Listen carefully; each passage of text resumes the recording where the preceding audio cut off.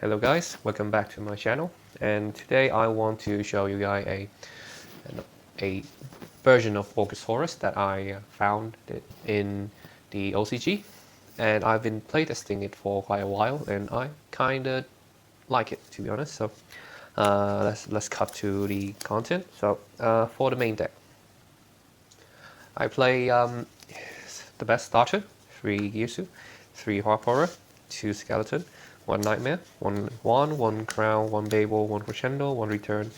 And then for the tech card, I play 1 Foolish Burial and then 1 Sirius. So with Girsu and then Harp Horror is quite self-explanatory, as they are the best 1 card starter. I play 2 Skeleton because it is, first of all, I want to have 2 for rotation, and secondly, I want to have a good normal summon, as we only play like 6 normal summon. So having a normal summonable Orcust is quite good to go into Link 2, Link 1. And then I want to play 1 Nightmare because we have quite a few targets with, first of all, Skeleton, and then World 1. Sirius is also a good target for the deck, as you can use it with the Link 4 in order to send a card your opponent control to the graveyard. So that is why I'm playing it. And then Babel is quite a good card. And Crescendo is like, these 2 spell traps are mandatory. And with Return, I'm playing quite a heavy package of Orcust compared to a lot of players, so I like to play a copy of Return to be able to draw into engines, or as a way to take out some non-engines. Sirius is like a good target for Nightmare, is like a more layer interruption for the opponent. So that is like the Orcust engine, and I will continue with the Horus engine. So let me put these over here. So for the Horus engine, I'm playing like 3 Imseti, 3 King Sarcophagus, 1 Dual Mutef, and 1 Happy, and 1 Soul Servant. So this is the OCG copy that my friend gave me. So for this deck list, you want to start with Imseti or King Sarcophagus for the Horus engine, as it allows you to draw a lot of cards. And I will explain more into the combo. And for the non-engine, I'm playing 3 Full Loss, 3 Ash Blossom, 3 Dawn Locker, 3 Droplets, 3 Dominus Impulse, and 3 Spark with a Cold here. So for the Full Loss, I'm playing against not a lot of Q2, so I'm maining it. Ash Blossom is a good card to counter Full Loss. Dawn Locker is a secondary solution to Full Loss, and Cold is also counter Full Loss and also Ash Blossom, as the deck is devastated when the opponent Ash Harp Horror. And then I like to play Droplets because the card is phenomenal when going second, as I'm playing a huge amount of Orcust. So having a Droplet being able to send cards to the graveyard is very nice. And secondly, Crescendo is also a starter when you get it into the graveyard, as the pure variation of the deck are playing Foolish Very Goods in order to increase the amount of starters. And then 3 Impulse, 3 Spark, because these 2 are the best traps at the moment. And that is the deck list. Okay, so let's move on to the extra deck. For the extra deck, I'm playing 1 Galatea, 2 Galatea, 1 Long Girsu, 1 Enlil Girsu, and 1 Din Girsu. So this is quite a standard lineup for the Orcust extra deck. And then for like the tech card, 1 IP Masquerena, 1 SB Little Knight, 1 Barricade Board Blocker, 1 Gorgon, the Ziloth Thonia, 1 Broadsword Dragon for the tech card. So with IP and SB, like this 2 are like mandatory for Orcust decklist. Barricade Board Blocker have the effect is that when it's link summon, you can discard a card to add a few or a continuous spell from the graveyard to your hand during the end turn. So you can guarantee a recycle of King Sarcophagus during your opponent turn if you use IP into Barricade Board Blocker. And it also have the effect to protect face-up spell. So if you are against, like for example, like MSD or the Fallen, the Virtuous. Making this is quite good against those. Also, you can make a thing and like just put it there, not send it to the graveyard for link material. One Gorgon, because this card is it basically take care of the dangers that SP cannot deal alone. For example, like if you're playing against Branded, if the opponent normal summon Aluber, you and SP cannot negate Aluber. If in that situation you do not have cards to prevent, for example, like Brand Diffusion or Brand High Spirit, you can use IP, use it with the link 4 into Gorgon, and Gorgon stop the Aluber very easily, as SP will not take care of that situation.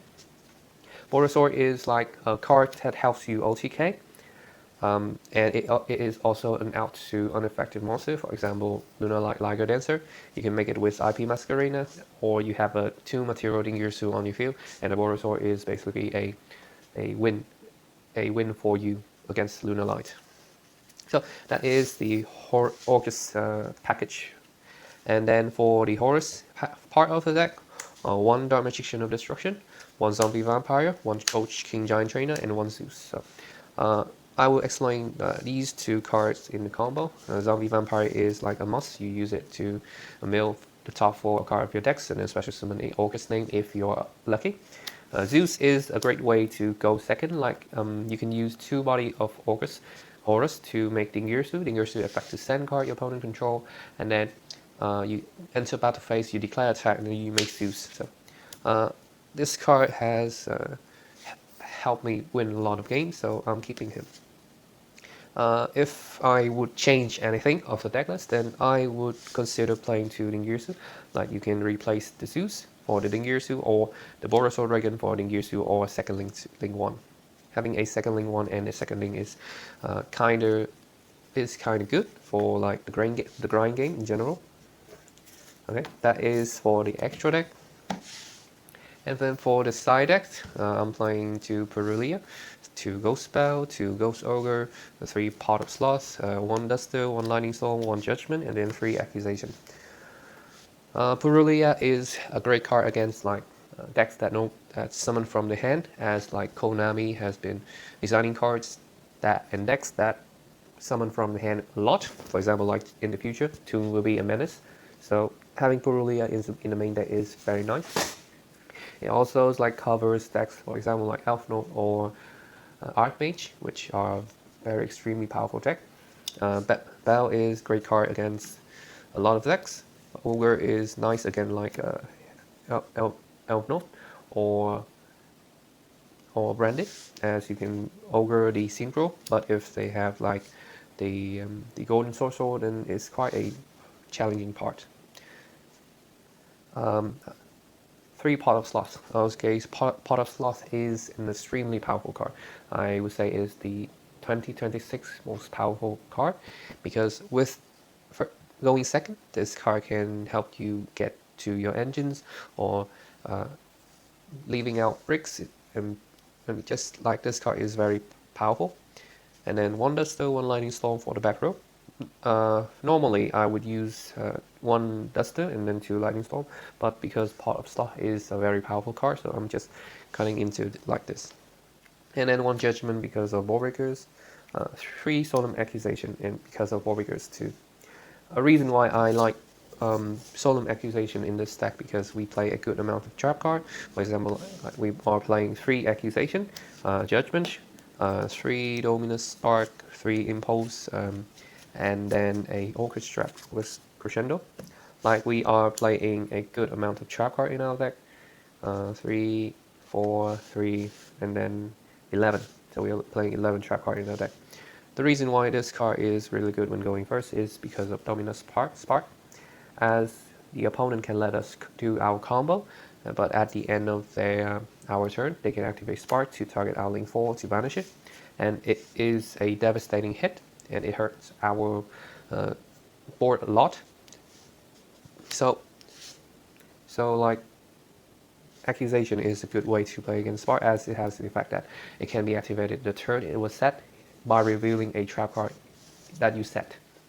So you can set a trap card, for example, like you set your own spark, and then set accusation, and then your opponent activate dominus, impulse, or spark, or anything else. You can activate accusation by revealing the other trap card, which in this situation is spark. So that is why I'm playing 3 accusations.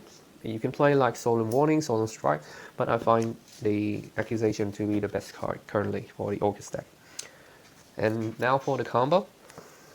Like usually you want to start with either a Imseti or a King Sarcophagus, and the reason why I'm playing Soul Servant instead of cards like Gaze of Tiamat is the fact that playing the Dragoon package we do not really have hand advantages.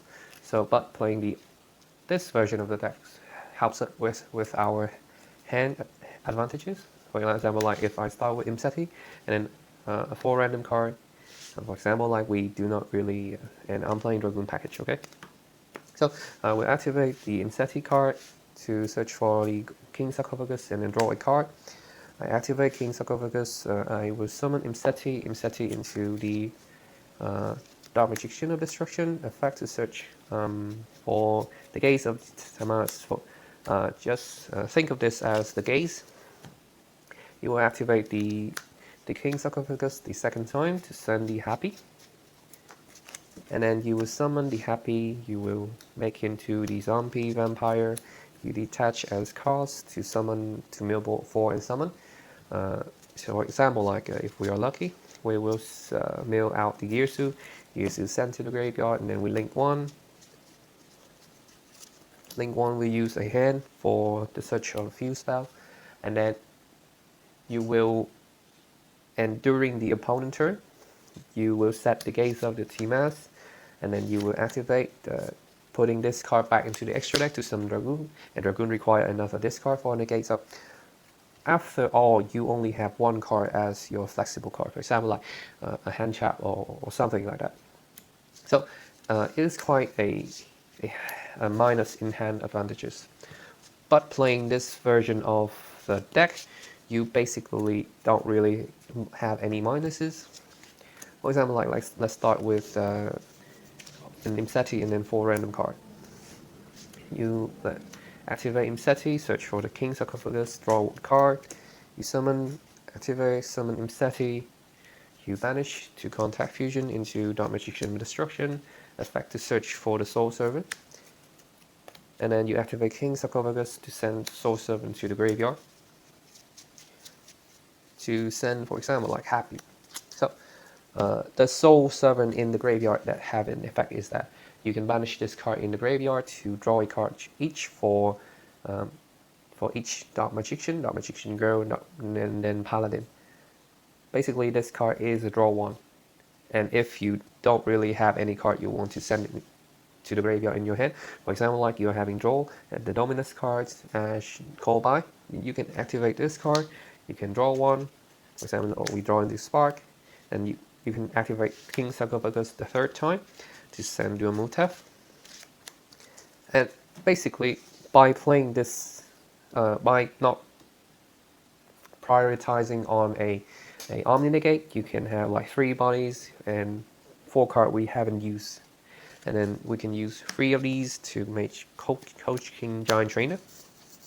This card have the effect is that you can detach a card, draw a card, show it to your opponent. If it is a monster, they take 800 damage. And you cannot conduct battle phase during the turn you activate this card. So with Coach King Giant Trainer, you can detach 1, you can draw a card, you can detach 1, draw a card, and you can detach 1 to draw a card. So at the end of the Horus shenanigans, you have 7 cards in your hand, and you have a normal summon or conduct any Orcust combo yet. And that is one of the reasons why I'm playing Return, because with Return, you can draw a lot more. Like with the Orcust Horus engine alone, you have drawn 5 cards, and then with return you can draw into 7 cards.